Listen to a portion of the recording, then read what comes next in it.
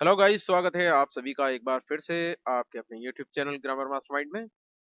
दोस्तों, spoken English के आज की क्लास में हम कुछ इम्पोर्टेंट सेंटेंस लेकर आए हैं। तो चलिए चलते हैं अपने कुछ सेंटेंसेस की तरफ।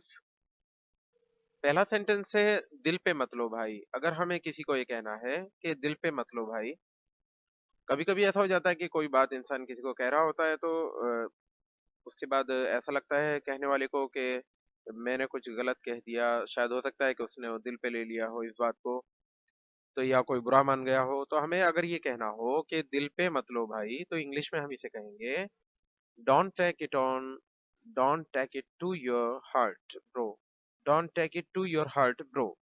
आप इसे अपने दिल पे मत लो।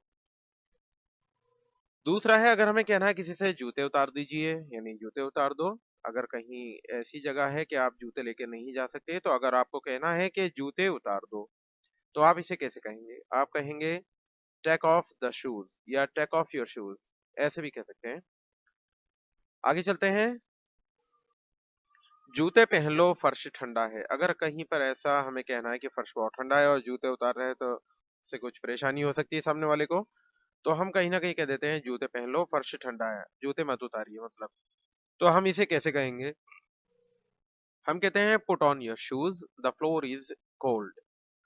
Put on your shoes, the floor is cold, यानी फर्श ठंडा है, प्लीज अपने जूते पहने रखिए या अपने जूते पहन लो। समझने की कोशिश करो, बहुत ही सिंपल सा सेंटेंस है। इसे देखिए कैसे बनाते हैं। समझने की कोशिश करो, कभी कभी हम बात कर रहे होते हैं और किसी से काफी देर वार्तालाप करने के बाद कहीं ना कहीं हम ऐसा कहते हैं, अरे मैं जो कह रहा हूँ प्लीज उसे समझने की कोशिश करो। तो समझने की कोशिश करो, इसे हम अंग्रेजी में कैसे कहते हैं? हम कहेंगे try to understand, try to understand, समझने की कोशिश करो। आगे चलते हैं। मुझे गुस्सा मत दिलाओ। अगर हमें ऐसा कहना है कि मुझे गुस्सा मत दिलाओ, बार बार आप एक ही बात कहे जा रहे हैं, तो कहीं न कहीं हम कहते हैं कि मुझे गुस्सा मत दिलाओ, देखो आप बार-बार एक ही बात पे अड़े हुए हैं।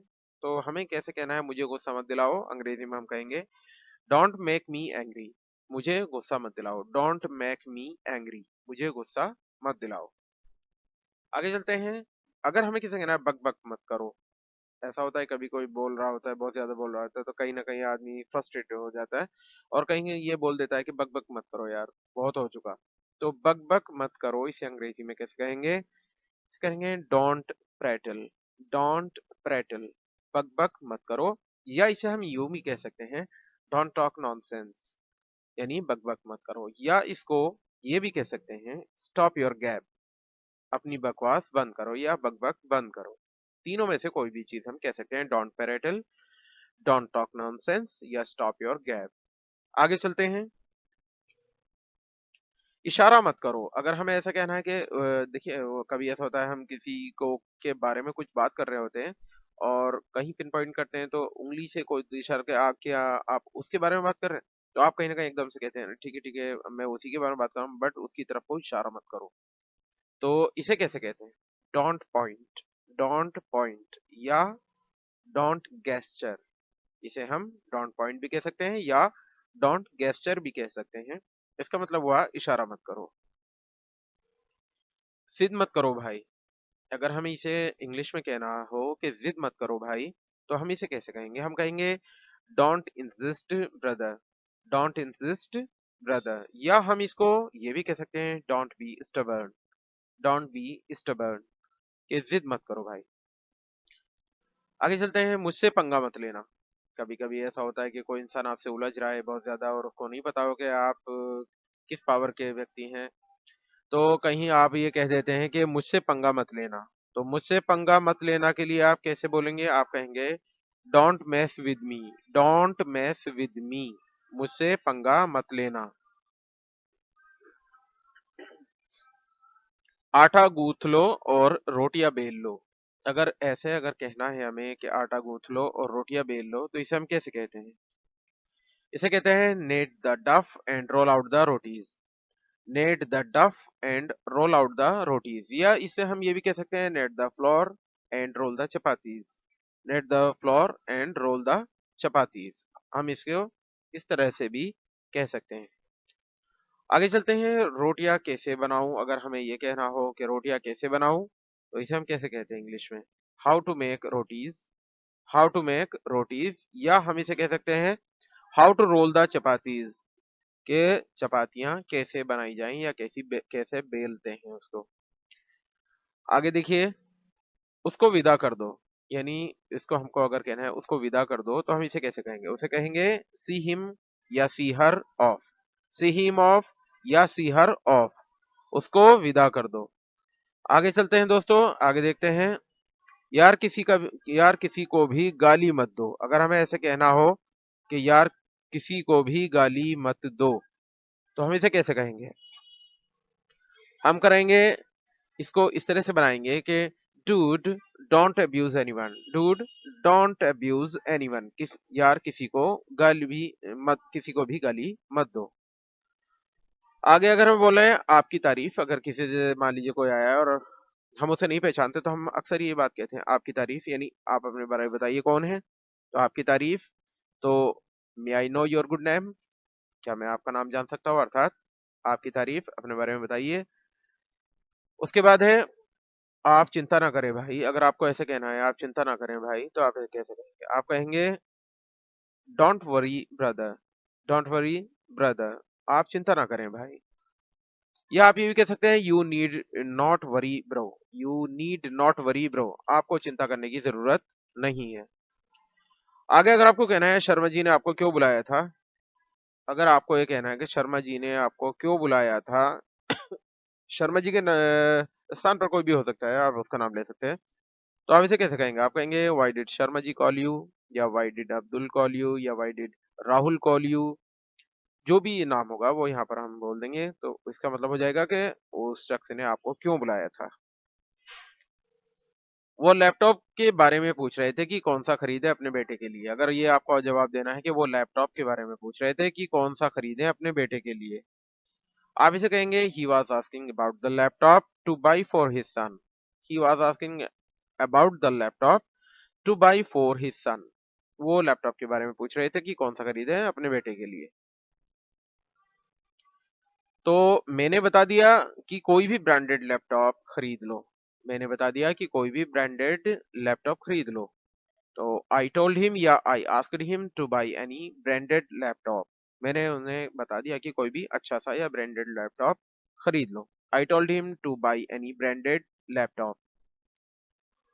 बाहर देखो कौन आया है, अगर हमें इसे बनाना है तो हम इसे बनाएंगे look out who is there. Look out who is there, बाहर देखो कौन आया है। देखो जरा फोन पर कौन है। अगर मान लीजिए आपका फोन रिंग कर रहा है और आप किसी काम में बिजी हैं, तो आप किसी से कहते हैं कि देखो जरा मेरा फोन उठाना, देखना फोन पर कौन है। तो आप कैसे कहेंगे? आप कहेंगे look who is on the phone. Look who is on the phone, phone पर कौन है। अच्छी जैकेट कौन से बाजार में मिलेंगी? अगर हमें किसी से पूछना हो कि कई मार्केट लगते हैं, तो आपको पूछना है कि अच्छी जैकेट कौन से बाजार में मिलेंगी, तो आप बनाएंगे in which market good jackets will be available. In which market good jackets will be available, अच्छी जैकेट कौन से बाजार में मिलेंगी। उसके बाद है अभी इतनी सर्दी नहीं है कि जैकेट खरीदी जाए। अगर हमें ऐसा कहना है कि अभी इतनी सर्दी नहीं है कि जैकेट खरीदी जाए, तो हम इसे कैसे कहेंगे? हम इंग्लिश में कहेंगे it is not called enough two by a jacket yet. It is not called enough two by a jacket yet, अभी इतनी सर्दी नहीं है कि जैकेट खरीदी जाए।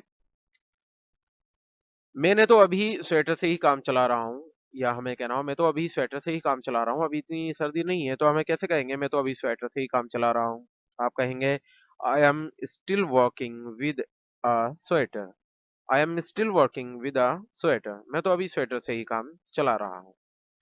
आगे चलते हैं, मैंने माँ के लिए एक शॉल खरीदी है। अगर हमें ऐसे कहना है मैंने माँ के लिए एक शॉल खरीदी है, तो हम इसे कैसे कहेंगे? हम कहेंगे I bought a shawl for my mother. I bought a shawl for my mother, मैंने माँ के लिए एक शॉल खरीदी है। आगे चलते हैं, कश्मीरी शॉल सबसे अच्छी होती है क्योंकि वहाँ की जो बुनाई होती है और ऊन जो होती है प्योर ऊन की होती है, बहुत गर्म होती है। तो अगर हमें कहना है कश्मीरी शॉल सबसे अच्छी होती है, तो हम इसे कैसे कहेंगे? हम कहेंगे Kashmiri shawls are the best.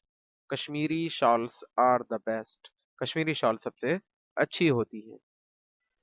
उसके बाद चलते हैं, तुम्हें कौन सी सब्जी सबसे ज्यादा पसंद है? तुम्हें कौन सी सब्जी सबसे ज्यादा पसंद है? अगर हमें इस तरीके से हमें कोई सेंटेंस बनाना है या पूछना है तो हम कैसे कहेंगे? हम कहेंगे which vegetable do you like the most?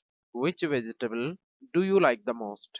तुम्हें कौन सी सब्जी सबसे ज्यादा पसंद है? क्या तुम्हें आलू और गोभी के पराठे पसंद हैं? क्या हमें अगर किसी से ये क्या पूछना है, क्या तुम्हें आलू और गोभी के पराठे पसंद हैं?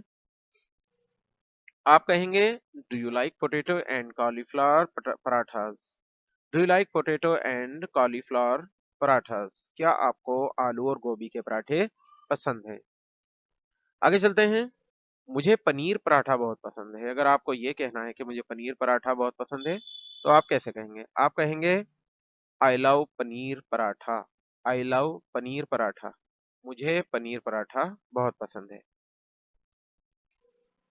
तुम्हें शहरी जीवन पसंद है या गांव का? अगर हमें ये पूछना हो किसी से तुम्हें शहरी जीवन पसंद है या गांव का, क्योंकि हर इंसान का जो मिजाज होता है वो अलग होता है। किसी का गांव में रहने का मिजाज होता है, कोई कस्बे में रहता है, कोई शहर को पसंद करता है। हर किसी की अपनी एक इम्पोर्टेंस होती है। तो तुम्हें शहरी जीवन पसंद है या गांव का, तो इसे हम कैसे कहेंगे? हम पूछेंगे डू यू लाइक अर्बन और rural life? Do you like urban और रूरल लाइफ? तुम्हें शहरी जीवन पसंद है या गांव का? अगर हमें कहना है दोनों का अपना अलग ही महत्व है, यानी शहर के जीवन का अपना महत्व अलग है और गांव के जीवन का अपना महत्व अलग है। हम किसी को भी बुरा नहीं कह सकते क्योंकि दोनों का अपना जो है अपना एक अलग ही महत्व है। तो दोनों का अपना अपना अलग ही महत्व है। इसे हम कैसे कहेंगे? हम कहेंगे both have their own significance।